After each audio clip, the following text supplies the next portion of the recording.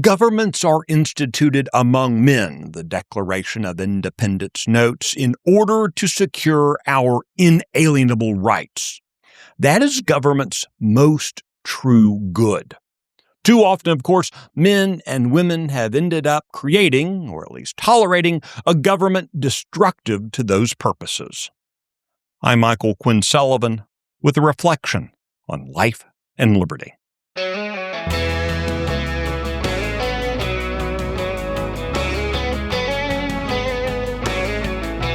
It shouldn't surprise us that God had some very strong recommendations for His people about how to correctly institute government.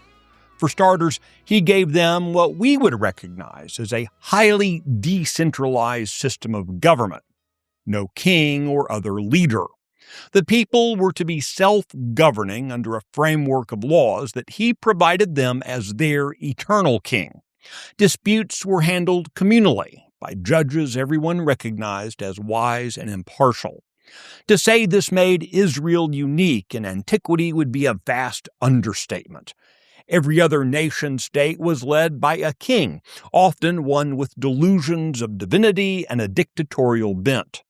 Significantly, the concept of self and individual rights was entirely absent from the notion of government until God separated the ancient Israelites from their Egyptian masters. The Israelites were a self-governing people for 400 years before looking around and seeing that they were different. So they demanded of their most popular judge and prophet the appointment of a king. In doing so, they rejected God. They knew a king would tax them, send their boys into unnecessary wars and their daughters into servitude, but they wanted a king anyway. And so they got Saul, perhaps the most tragically self-destructive man in the Old Testament. He delivered as king exactly as advertised.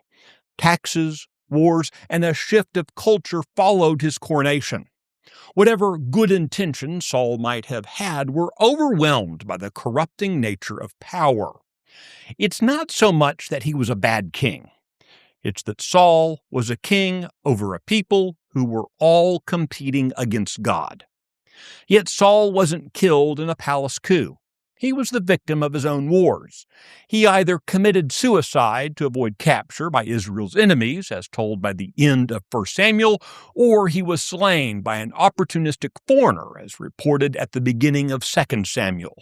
However he met his fate, the bodies of King Saul and his sons were retrieved by the Philistines and hung from the walls of Bet-shean in shame. Saul had no doubt come to envision himself as a wise and benevolent man who possessed the wisdom to lead Israel despite God's warnings. Saul certainly never imagined his own corpse ignobly strung up like the hide of an animal. The walls of Bet-shean still stand, even as Saul's memory lasts only in the form of a cautionary tale. Like the ancient Hebrews, we reject the gift of self-governance at our own peril and the peril of those we would puff up as monarchs. Good intentions, theirs or ours, are no match for God's provisions. The simple truth is this: there can be no good government apart from our republic's self-governance.